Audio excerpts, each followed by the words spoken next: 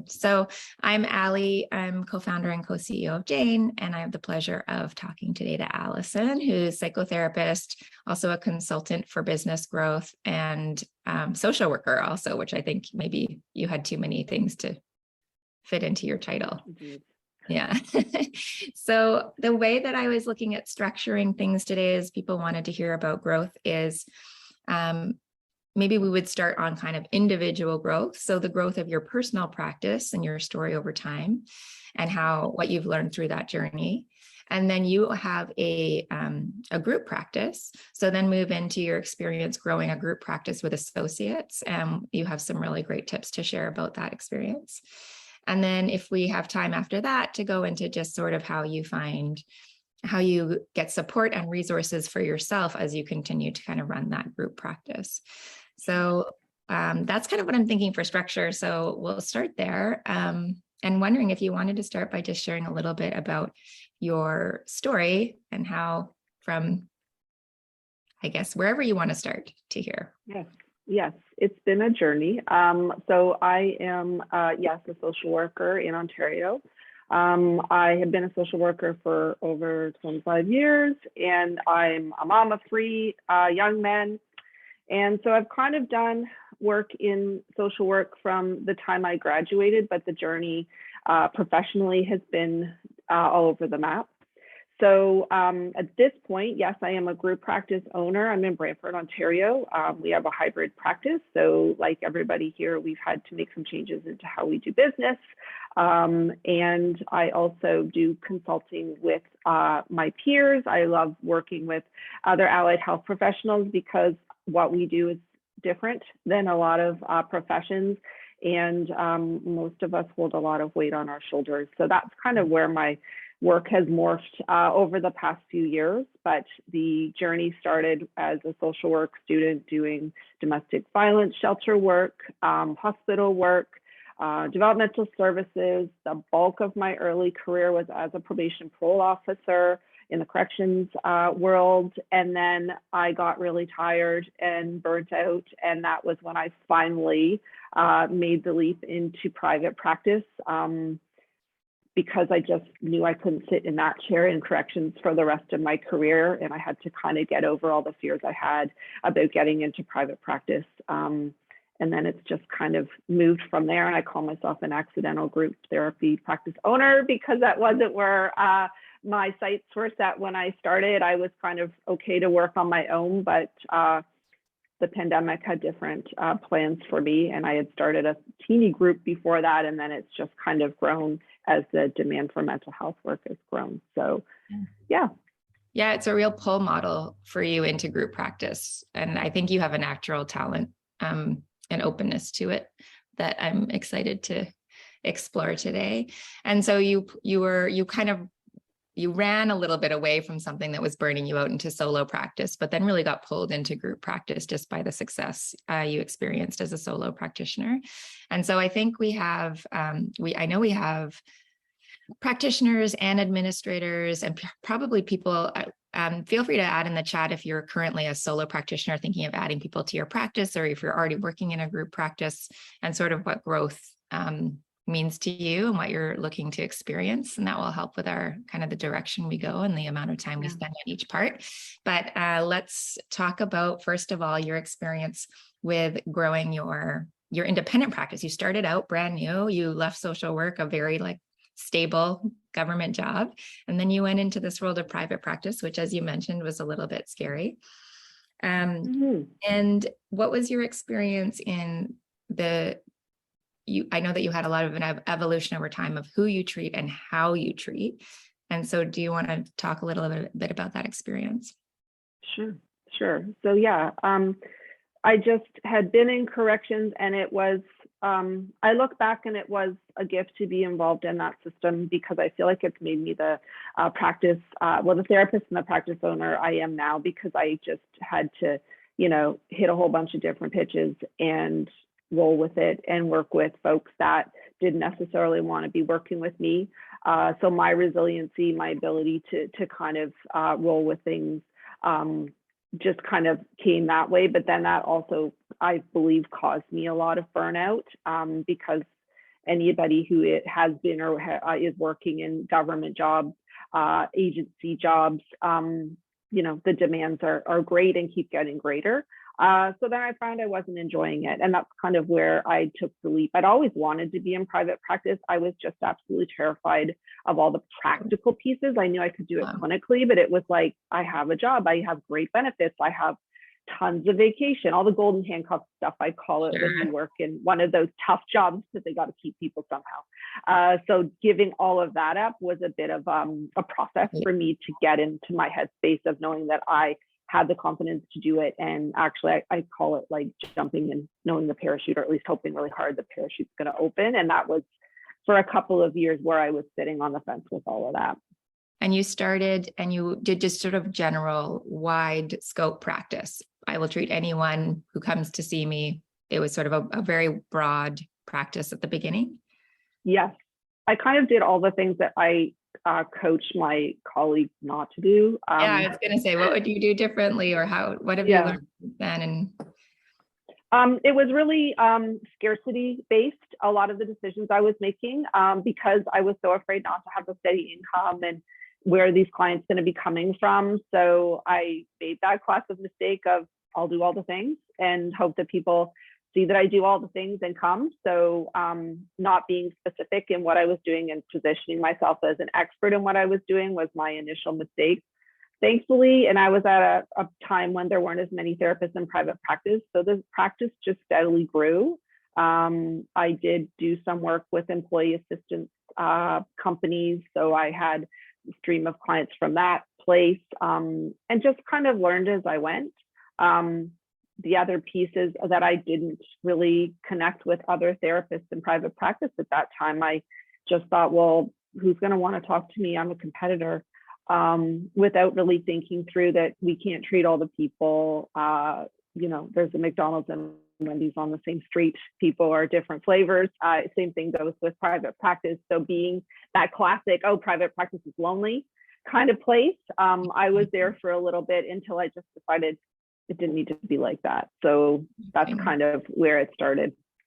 And you went from very broad, and you counsel people to, do you want to talk about your Psychology Today profile, sort of the idea of how you present yourself online and how you present in the world as a practitioner?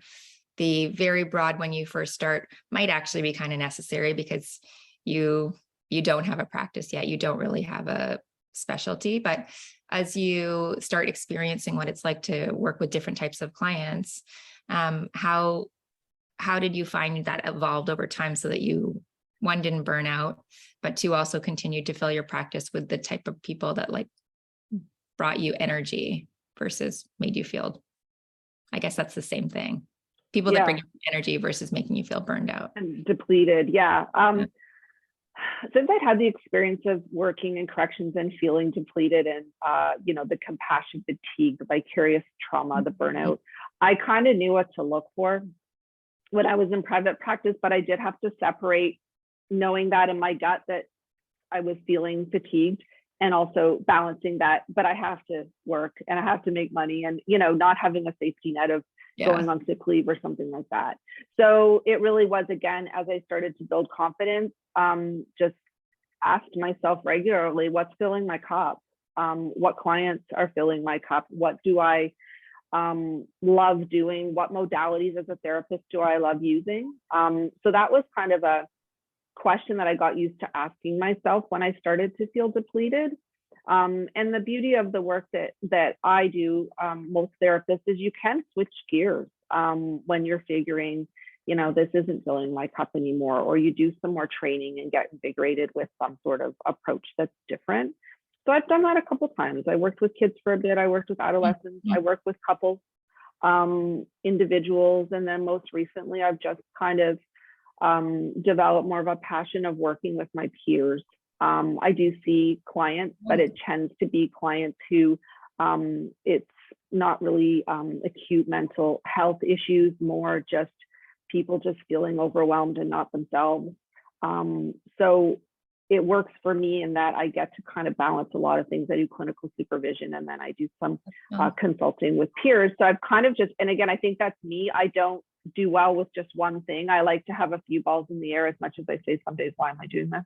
But it's, yeah, for me, it's just knowing that I need to keep myself interested and also not resenting my practice because Totally. I'm in charge of it. I get to do what I want. That's why I came here. I like that idea of thinking about in your day, what type of client or patient is bringing you that feeling, that joy. And then you can adjust your practice and how you present with that in mind. And I like that you said it's not permanent. You can shift it later if it doesn't seem to be working out the way you were hoping, or if things in your life change. But taking the people that you enjoy working with and then crafting your online exposure to attract more of that type of patient or client. I think people often will set themselves up right at the beginning of their practice. They'll put their listings up, they'll put the bio up, they'll put their website up. And then as their practice evolves, they might not change how they present online. And so I think we were talking about your Psychology Today profile in your space. And I think for people who are in maybe manual therapy, you'll have your bio on your website or however else people choose their practitioners. And you start to condense it a little bit because actually people want to, there's a little bit more specialization or special interests. And then you can start to grow your practice in a way that brings you joy and energy. And I found in my practice that that's actually when people get the best clinical outcomes is when they're seeing a practitioner that is most excited about whatever it is they need to be treated for. So if you're treating someone that you are just like, oh, I hate doing this, it actually really does affect the clinical outcomes of that care. So kind of, and for me, like just you say Psychology Today, I didn't touch on that. Like for me, and a lot of the therapists I work with, it's get over yourself. You do a lot of different modalities, but you don't have to tick all of those boxes. You can work with kids, but you're not choosing to. So it's about not just creating your online profile on Psych Today or your website about puffing yourself up. It's about speaking to that client you want to treat. And that's something that was a bit of an eye opener for me when I started doing some research on how to attract the clients I want, because I mean, and I'm sure any field, but the therapy world, I always say people are Googling at 2 o'clock in the morning because they're up with anxiety. They want to find a therapist. They want to read a profile or look at a website that actually speaks to them.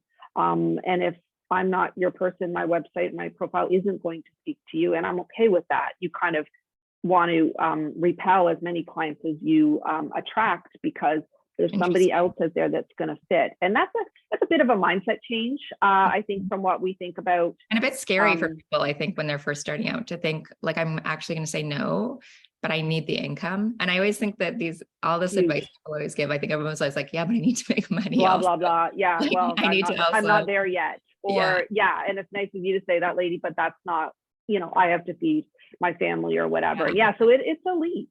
For sure. But I also think getting that confidence, like I said, for a little bit of just seeing who comes through the door. And I often say, when I used to teach in post-secondary and folks were doing practicums, I'd say, like, if the worst thing you find out is what you don't want to do in a practicum, or, in your private practice, you realize who you don't want to treat. That's a process. But it's cultivating that listening to that gut and listening to what your experiences are and reflecting a little bit, because it's very easy to get caught up in the business side of what we're doing and keeping things afloat and doing all the things DIY when you start. So sometimes that reflective piece of, is this really what I want it to be, kind of gets put on the back burner. Yeah. So starting broad, but then potentially starting broad if you don't know what you like yet. Obviously, if you're new, you may not have had enough experience to even really know what you like and don't like. And then narrowing down based on your interests over time. It's a kind of a backdoor way to grow your practice, because you're going to be more excited and passionate about what you're doing, and you're going to have better incomes, and that's going to create better care. And I like the focus, and it's interesting. We have actually oddly the same attitude with Jane. When people come to Jane, when they do the demo process, it's not like everyone comes in. We say, we want everyone to be happy using Jane, because that creates happy users, and that creates referrals, and that creates, growth in Jane. And so one of the things we say is, if we're having to do too many workarounds for people, or their practice just doesn't quite fit, then we should say, this probably isn't going to be the best experience for you. And maybe you want to go look at this software. And I think it's funny how that there's parallels, like we have the same thing. And especially when we were starting Jane early on, like we didn't whenever you're starting a business, it's interesting to have that discipline to say that this is probably not a good fit for us. And that's going to create a negative atmosphere, which doesn't create referrals and growth. Super interesting. And then I think the majority of people here are really interested in building up that group practice. And you have so much practical experience there. I'm wondering if we can move on to the part of your story where you started to bring more people into your practice. And first of all, maybe your interview process for that is so fascinating. And I think when you kind of were mentioning it, I don't even know if you know how fascinating it is. So I'd love to talk about how you interview people to join the practice and the process you use for that. Sure. Again, accidental group therapy practice owner. So my initial interviews were really gut instinct. Do we jive? Can we, coexist? Does your practice complement mine? To then realizing, wow, this is really hard to pick people.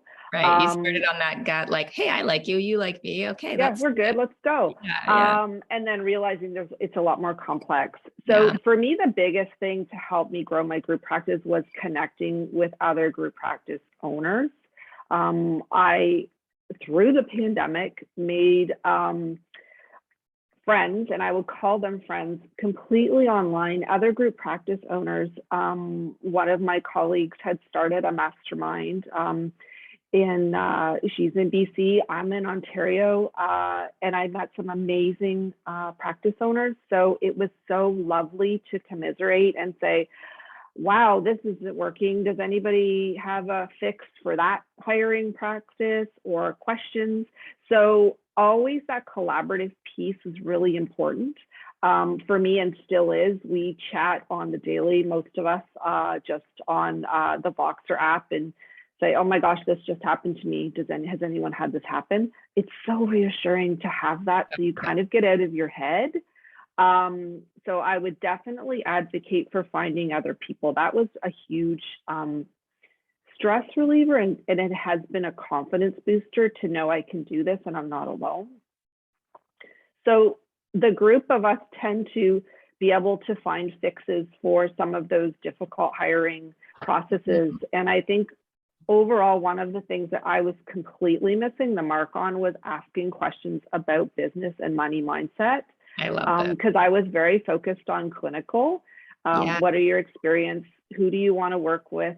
What are your modalities? Didn't think to ask, like, how do you feel about asking for money at the end of your session? Because I came from agency work. I forgot to ask people to pay all the time when I first started, because money never was part of the transaction when I worked in corrections.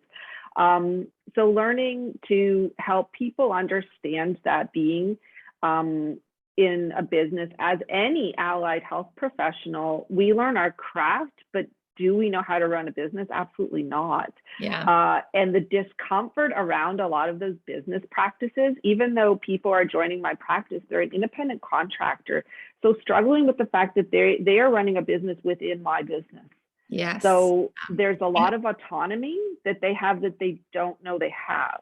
I would argue and asking even that. Employees, like even if you're hiring people who are employees, there's still a responsibility to the overall business. And so having some sort of business sense or business responsibility of how that all works together is still a part of, whether you're hiring independent contractors and growing that way, or whether you're hiring employees as practitioners. So you said you switched from just like gut instinct, do I like you? Do you like me? And then focusing on like really the clinical piece, like, are you a good practitioner or are you a good therapist? Like, am I going to be comfortable with your name and my name being linked together? Essentially, there's like brand there, so huge. You want to make sure that the actual practitioner and the clinical side is strong. And then you've layered on this piece all about business acumen or business management. So are there some examples of some of the questions you ask and the answers that you're looking for that sort of tease out that business sense in people, and which answers have created like a really positive result at the end, and which ones have you been like, oh, I should have known not to bring that person into my practice? Like, Yeah, that was a lot of questions all in one. Do I you know, have that's to okay. get all You of know, that? I'm sorry. I can, whatever. Yes. There's so many pieces of it. And yeah, I think money mindset was huge. I don't know in other fields, but I'm a social worker, so we don't do this job for the money traditionally when we start in social work school. No, this is all So fields, I feel we're a like. little idealistic about that. And then most people morph into private practice because they want the clinical challenges, but they want to have more control over their income. Yeah. But they don't really sometimes know how they feel about that and what that's going to mean. And I think really, again, money mindset, how do you feel about what you're going to charge? The question of worth, I think, is fascinating. When people are like, I don't know. Like, Yeah. So you asked like, how much are you going to charge for your treatments, or how much would you charge for your sessions? Is that right. the question you would ask? Definitely. Just their thoughts and knowing that I'm going to be supportive of them as we figure that out. And I think it can go two ways. I've had folks who are like grossly wanting to undercharge. And then I have people who I feel need to be brought a little bit more down to earth because, you know, they don't necessarily have a wide breadth of experience yet. And I say yet, you know, coming out of a practicum. And I know through the work I'm doing what the market will hold most of the time, and what, you know, again, what are they wanting to do? What are they selling themselves as, and what are people willing to pay for? The other piece is, especially as social workers, folks often want to have a piece of their practice that is very geared to people who can't necessarily afford the private practice fees, and talking about their values around practice and accessibility for services is another question I have for people, which again goes to okay, so how do you feel about charging when clients miss an appointment without notice?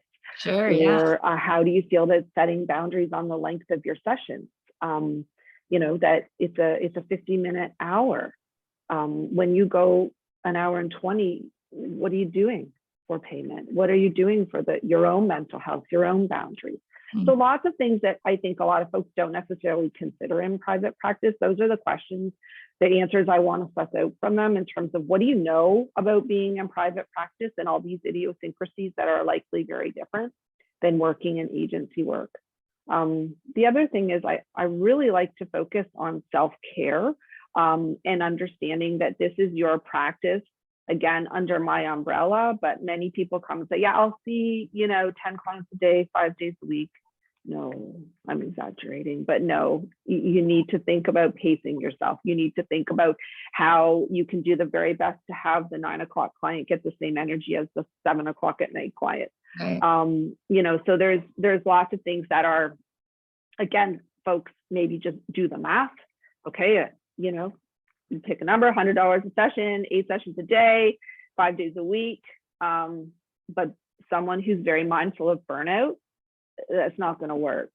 Right. You need to be very clear with yourself in terms of what are your financial goals, what are your clinical goals, what are your self goals within your practice. And oftentimes it's a bit of experimentation with that. Most folks I have found, they overestimate what they would like to do in terms of hours. And then after a month or two going, okay, this isn't sustainable. So I want to, you know, get an idea of what they're thinking about that. And then I want to know their experience. If there's someone who's worked in the field, their experience with compassion fatigue, with stress and burnout, and what they are going to do to manage that.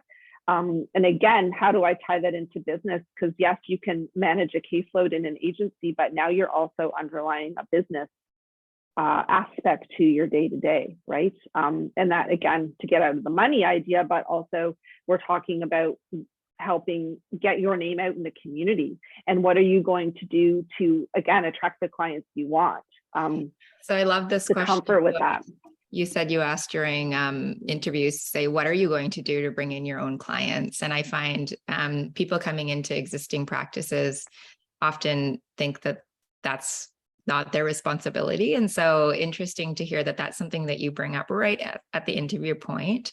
What are you going to do to bring in your own clients? And I'm sure you've experienced quite different answers to this question, and is that just so helpful at exposing like something that creates a successful associate versus a more problematic relationship?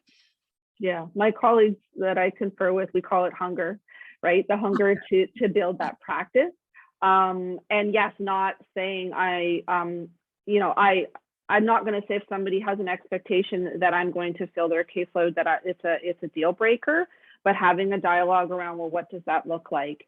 And again, yes, I worked hard to, and most group practice owners work really hard to maintain a positive exposure in their community, relationships with potential referral sources. But this is something that came out of more experience, is that I can do all those things and hit the pavement doing, a lunch and learn or doing social media with my face. But then people call and they want to see me. Right. And that's building your personal practice, not your group practice. Right.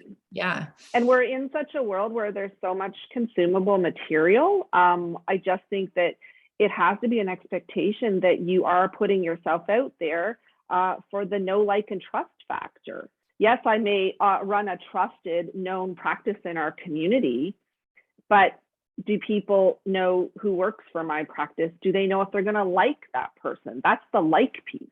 When I'm, asking them, well, how are clients going to know that you're their person? Because really finding a therapist is finding your person.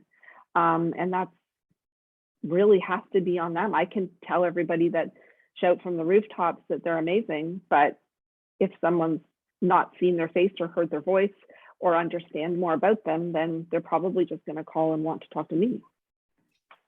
Yeah, that's such a good point, that especially in such a personal space as healthcare, overflow works to a degree, but you have to also do the work to build your own personal brand, whether you're in a group practice or as an individual.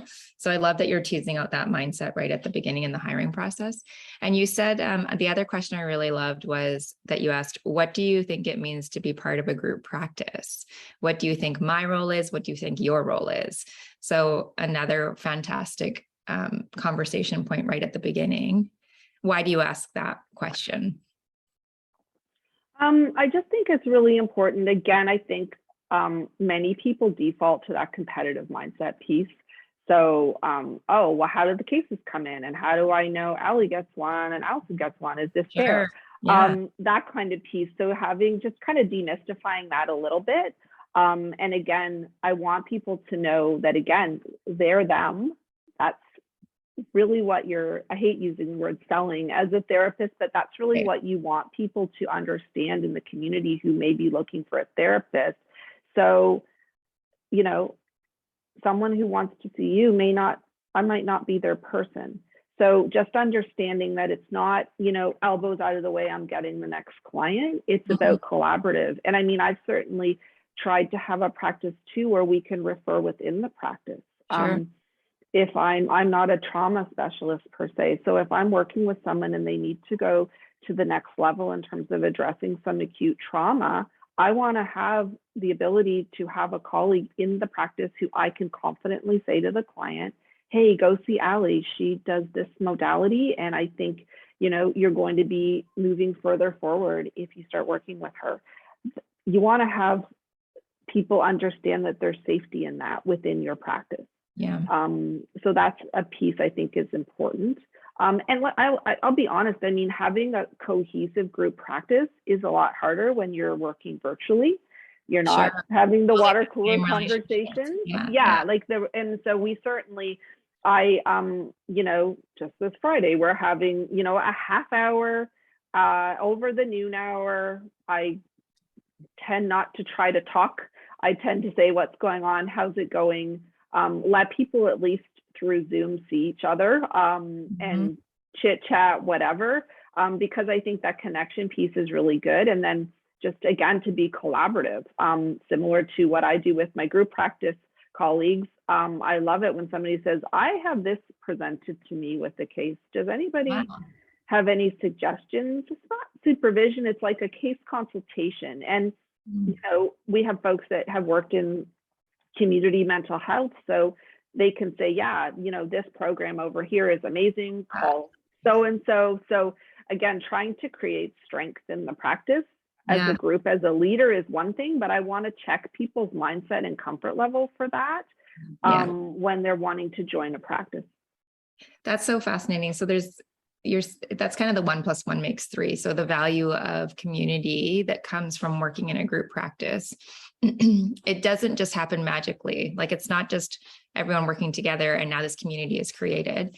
So you do a couple of things that you just mentioned there. And I think it's interesting thinking about online versus in person, but you created space for that community to happen. So how often do you create that space, and how do you find people show up there? You said you do it during a lunch hour. And did you say it's once a month?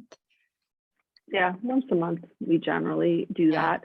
And again, going forward, post-pandemic, we'll call it, I want to be more intentional about having in-person, more of an event than a meeting, just again, to create that comfort level. But yeah, I think it's just important to kind of, it's the tone of the practice I want to have. So if we can create that connection. The other thing, like I use the Voxer app, which is really a walkie-talkie app. I think WhatsApp has the same type of feature. So instead of like texting, I encourage the associates to Vox each other. And I certainly say, hey, you know, I have this case that looks like it might be good for you, but I want to ask you a couple questions. So they're not just reading an email. We can either talk in real time if they happen to have their phone on them, or we just have a quick dialogue that's somehow a little less onerous than scheduling a phone call.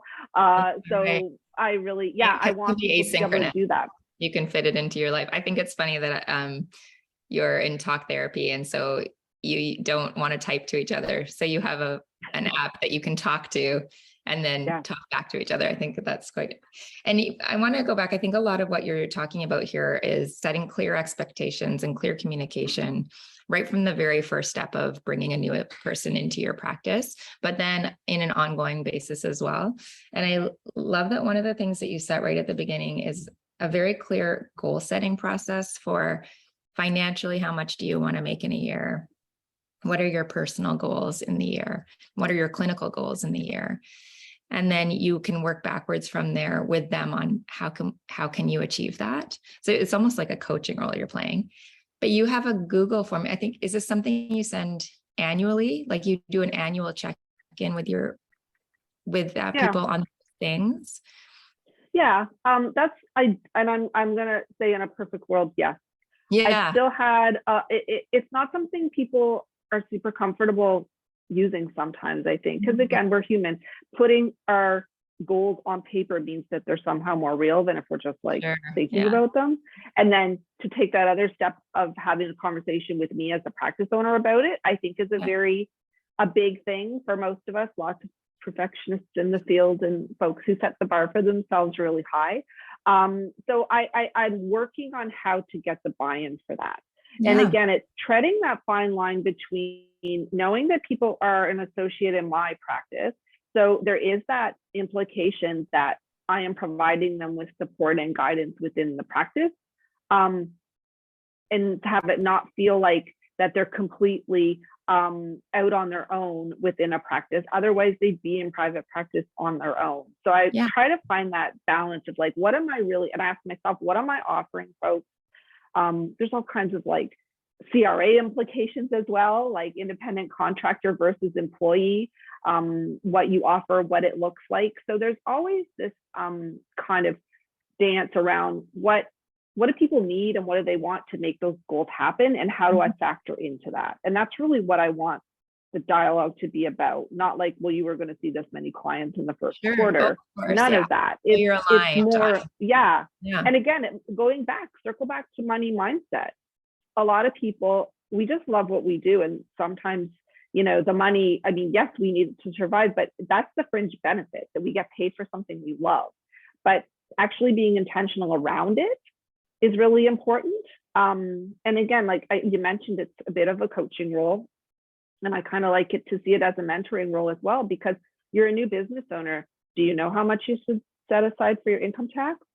Do you know, what expenses that you're going to be incurring or being able to get a write-off? Like there's so many business pieces that I need folks to know that there is a cost of doing business. So how does that factor into your goals as well? And again, that's just the money side. What about the clinical piece? What kind of training? What kind of supervision are you getting? It's all part and parcel for me. If I have happy associates, I have happy clients who are coming to our practice, because I don't want that business piece to be onerous and scary for people. And I want their own personal development not to suffer, and self-care as a result of being in the practice. Yeah. Interesting. And then I know that if you're a single practitioner looking at bringing on associates for the first time, obviously like hiring people and interviewing people and doing these sort of check-ins maybe once a year, and marketing for a practice, all of this can take a bit of time. So do you have recommendations for people on how to fit that, like clinically versus like, are there things that people should consider before moving from single to group practice around time management as a clinic owner? So many things.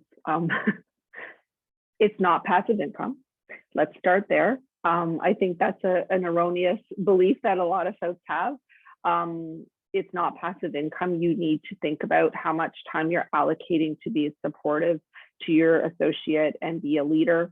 And again, to take some of the things off their plate, because they are an associate for a reason, i.e. Jane, the support staff, pieces like that. So certainly understanding that you should have your personal practice house in order, your processes for yourself, how you do manage seeing clients, your case notes, accounts receivable, all of those things, so that you are not adding someone in and still figuring it out yourself. Because I think that's an important part of understanding that, again, it's not passive. So you are adding work onto your plate when you're bringing on one associate, let alone multiple. So I think that's a really big piece. And then trying, and I roll my eyes and I say trying because days get busy, but I've really tried to kind of almost write like a policy and procedures manual for my practice, because you can do something that works really well, but unless you document it and keep other people involved in the loop of this works really well, this is how we're going to do intake, for example, then you're flying by the seat of your pants and trying to figure out the same problem over and over again because you didn't really look at processes. And then when you're bringing an associate in, I mean, certainly for me, the processes were in here and it was only me and my support staff. But once you bring somebody else in and they're asking you a question, well, how do I do that? I just do it. So reminding yourself that you have to have a really good open channel of communication so that things are done consistently in terms of client service. And again, all the business pieces. Okay, I love that. Yeah. And as you were talking there, I just was thinking more about that sort of expectations and communication piece, so you need to set aside a bit of time in order to create that space for expectations and communication conversation. But also, I like what you said there about before you even think about bringing an associate in, make sure your own house is in order, because bringing someone else into something that's already kind of messy is just going to create a little bit more mess. So clear expectations and communication being a ground floor before you start building on is super interesting. And then do you think that, I think we talked about for marketing purposes, do you have that built into your contracts where they're paid for a certain amount of marketing time?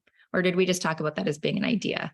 Yeah, it's an idea. I'm not there yet. And again, I have all my friends to talk that through, because there's a lot of implications around that. From the business perspective, the time and the value for the associate, right? So yeah, certainly a work. I mean, I'm very, very happy to put my hand up and say that it's been always will be probably a work in progress to run a group practice, because everything's changing so quickly too, right? Just in terms of the marketing, and there are a lot of therapists out in the world right now, so sometimes you have to tweak how you're getting the word out and how your colleagues are involved with that. Mm-hmm. So I'm always really open to thinking about what that looks like, and my mind fortunately and unfortunately spins with ideas all the time. So I don't have enough hours in the day, so I certainly look at where can I find associates that share a passion for doing things a little bit differently than just one-on-one therapy. And in my opinion, it's circle back to beginning. I like having variety. So if that means doing workshops or group therapy as opposed to one-on-one, how open is the person to doing that? Or can they see themselves getting there eventually? And then the last part, I just wanted to, I think we only have a few minutes, and then I'd love to see if there's a couple of questions, and then also talk about what it is that you do to help other practices in this way. But the last part was, you mentioned it earlier, that you found a group that you connect to of other group practice owners, and this idea that it doesn't need to be competitive to be, like, even if you're in the same discipline, and I think you're all in different regions, which probably helps. But once we move to online therapy, actually, there aren't really any regions. So your experience, like, how did you find a group? How big is it? And it sounds like you just get a ton of value from that. So what would your recommendations be for people on the peer group side? Definitely be open to coaching. I've been involved with being coached really quite well midway through being in private practice. And I have found the connection just to be so energy giving and life changing because you just have people who get it. So the group that I am heavily entrenched in now, my colleague Lisa Catallo, she provides coaching to therapists, and Your Practice Your Way is what she does. And it started out as her saying, would anybody, just putting out, I'm running a mastermind, meaning a once a month group, where she would provide content and information relating to the running a practice based upon what we needed. So you'd come and just get some information, talk about the feasibility of putting that into place. And then that's kind of how it morphed. And that's kind of the stuff I want to do for therapists, because I think, again, one-on-one coaching is time consuming and cost prohibitive. And I really find it funny because I've tried to talk to potential coachees about groups, and people, groups, I don't know, like, I don't know these people, and vulnerability. But you go ahead and leaps and bounds when you're with a group, because just that power. And certainly for me, and I think my colleagues would say too, like, just the emotional connection is really big, because you have days where you want to, or you do cry, or you're just saying, yeah, that's it, this is too hard, I'm going back on my own. And just talking off the ledge conversations are really a big part of that, because otherwise you're so isolated if you don't open yourself up to peers. And again, mentorship piece, offering information on stuff that, again, you haven't considered as a practice owner. Sure. That piece of getting information and kind of talking through how you're going to implement is huge. Otherwise, you're just in here, and then what? You put it on the side and say, I'm not doing that now, because that seems like a lot. We're to accountability partnerships, like having that group of people say, well, how did it go with that? Right. It's a little bit of a motivator for most of us. Yeah, I know a lot of us are doing it alone. I know as a practice owner, I felt quite lonely, because you're the only one that's really considering the entire picture, and working with a lot of people in your practice who have like a less complete view and yet strong opinions. And so that's one of the things that I think for practice owners is the most difficult, is that you really only have your own understanding, but you don't have anything to compare it to. You don't really know what's normal, what's not. So you found your group. Was that a Facebook group where they put that out there, and then you joined from there? I think there's a good question about ways to get involved with other group practice owners. So one is my pal Jessica has just put the group practice owners Facebook group. That's Lisa's group. I have a Facebook group, the Practice Companion. And honestly, I say to folks all the time, just do a cold call with therapists that look like they're your people. Yeah, just Google search someone and be like, hey, would you send an email for coffee? I love that. I say this virtual coffee chat. it's very common in the tech space to just reach out to people and say, hey, I've never done this before and you're in this space. Would you mind, having a conversation about it? Happens constantly, but never did I experience that in clinic ownership, like very rarely. And so much deep competition in localized clinics. But now I think it's a lot easier. You could Google people in totally different cities. You could have calls with people in different parts of the country. I love this too, because I think with our community, the Jane's community group is very active, but very broad. And so we were thinking about if there's ways we can also create smaller segments of groups, either by like size of practice or by discipline. So I love that. I wonder if there's a way that we can also be involved in the conversation. So let's talk about what you have, what can we tell people about how they can learn more about your methods and the resources you have. And I know that you've been creating some guides that people can download, as well as you have one-on-one coaching. So how can they learn more about you? Sure. So I'm in the process of creating, as a result of the work I've been doing over the past, I guess it's been about 3.5 years. What do people need when they're going into private practice? So again, coaching is a lot for some folks when they're first starting out. So I've tried to create really products that are helping people skip some of the mystery around getting into private practice, i.e. the paperwork, business stuff. What do I need to think of? The most recent one I've put together is 2 weeks to private practice. So very quick each day. What do I need to do to get this thing going?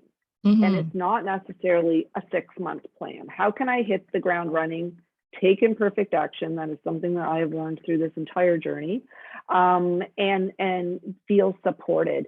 So whether it's like a resource that it's a one and done, you purchase it, you watch it on your own time and you do it.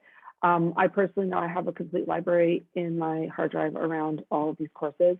So yeah. I also am super self-aware that for me, having an actual connection, and that's what I want to offer people. Put your pride, your vanity aside and say, hey, I'm going to be out there with some peers and I'm going to learn how to do this. I'm going to be supported. That to me is what I want to offer people, is knowing that you don't have to do this alone. You don't have to guess.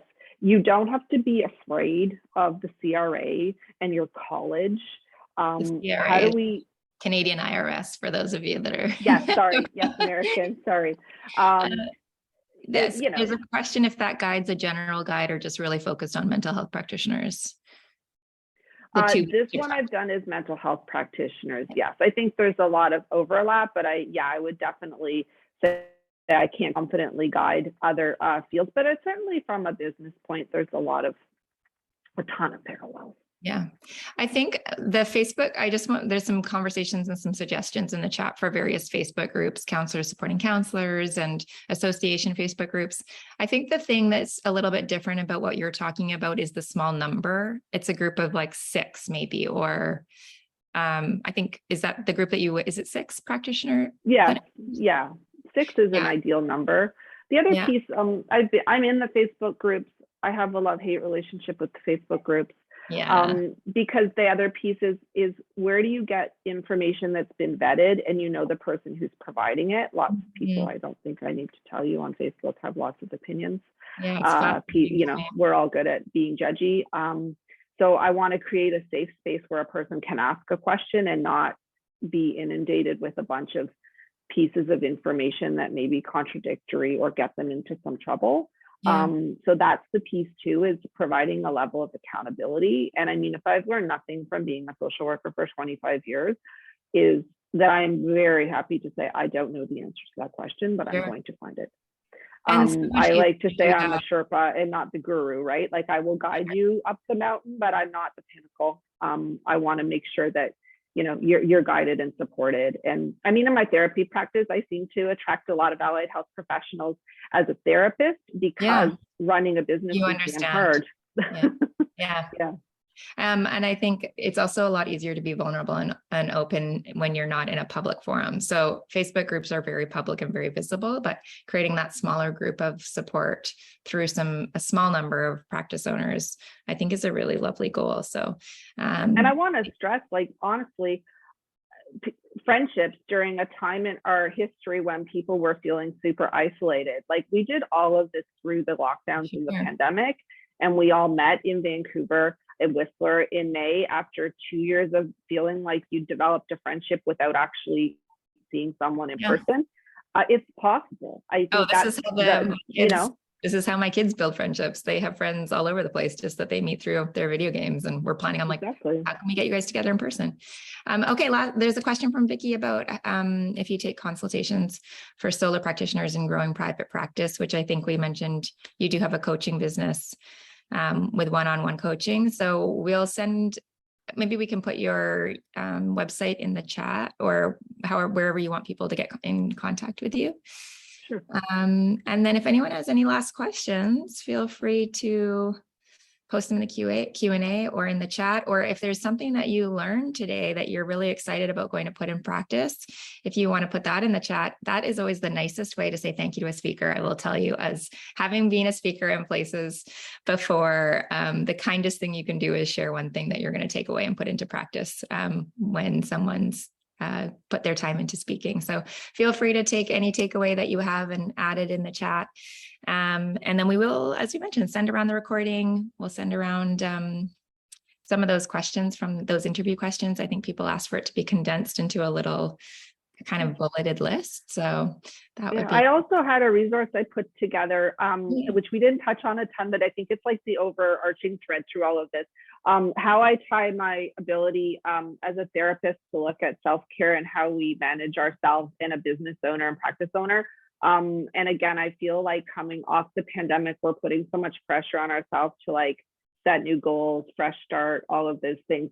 And like I said, emotions run high through all of this. So I provided a bit of a resources. Again, my biggest thing is don't go through private practice ownership alone, but take care of yourself and know what that looks like. So I have a couple of resources that might be helpful, because I don't know about you, but most of the time if something's going to go off the plate, it's that.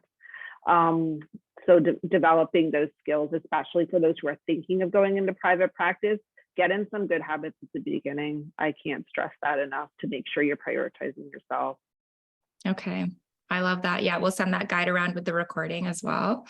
And I think we have 4 minutes. So one last question is, what is the best, most successful marketing avenue for you? Okay. As a therapist, psychology today's been pretty good in terms of, again, but writing profiles that are very, very pointed to my ideal client. That was a game changer with Psych Today for me. Stop being generic and start speaking to that person who you want to treat. I do I try to allocate time to do community outreach. So I will do, if someone asks for a quick lunch and learn on a mental health topic, I do those, and I get people calling to the practice. Social media, I mean, I really try to do, and I encourage people to do as much as what I call, I didn't make this up, organic marketing as possible, and not just like throwing a bunch of money into ads without any intentionality. Just being you. How do you communicate with people? How do you tell people that you're cool? Social media can be a way, and not just like posting what I call refrigerator magnet, positive psychology stuff. And that in any field, people want to hear you talk, and not about stuff. I find just like life stuff is really cool. This is what I'm doing. Trust in you. My dog gets far more traction on social media than I do. That's part of the like, trust, know, isn't it? I love this. I'm just going to read a few things that people are taking away.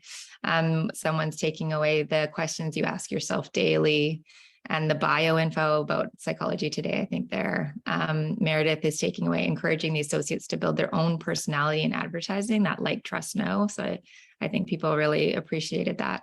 Otherwise, clients just want to see you. So you can't go out there and build a practice on your own, or you're the only one that's going to get all of the referrals. So that was, I think, a helpful mind shift for some people. Don't go through private practice alone. Love the idea of cold calling other practitioners to connect with people that feel like they might be like you. I think that's especially safe if it's outside your geographic area, and then you don't have to worry about any feelings of competition. And lots of people looking forward to rewatching the recording. So that's great. Thank you so much for your time and for sharing all of your experiences with us today, Allison. And thanks everyone for being here and for your engagement in the chat. It was lovely to spend some time with you. You too, Allie. Thanks a lot. And thanks, everybody. Okay.